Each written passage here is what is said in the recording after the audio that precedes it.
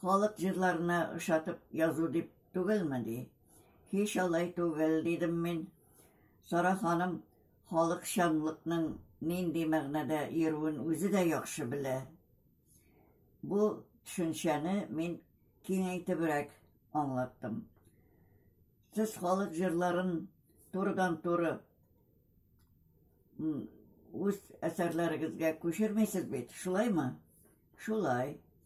Мин халыкчанлыкны сәйдәшчә аңларга тырышам.